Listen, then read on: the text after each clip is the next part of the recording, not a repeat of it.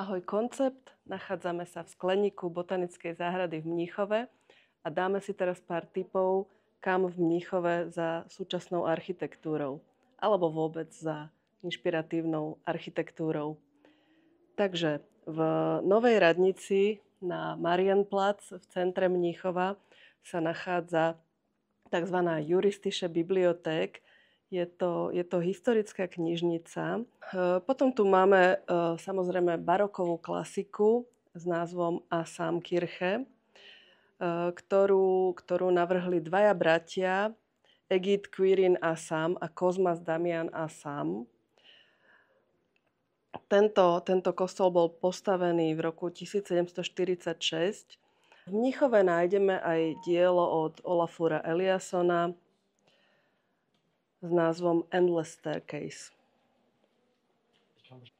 No a samozrejme, navštíviť treba aj Olympijský štadión z roku 1972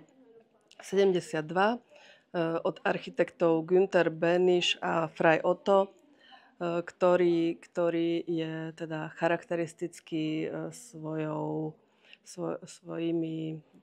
takou stanovou štruktúrou striech.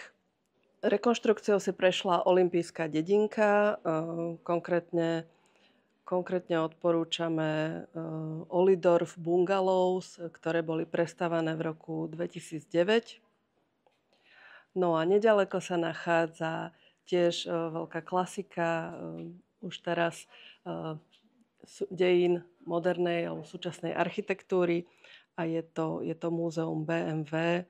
K ďalším Sehenswürdigkeiten Mníchova patrí zastávka metra s názvom Westfriedhof, kde sú nadrozmerné svietidlá, ktoré dizajnoval architekt Ingo Maurer. Keď už teda sme v Mníchove, odporúčam aj zájsť si do nedalekého mestečka Dachau, ktoré je teda smutne preslavené okrem teda svojho zámku. Žiaľ, smutnou históriou koncentračného tábora. Je to významná európska pamiatka, bol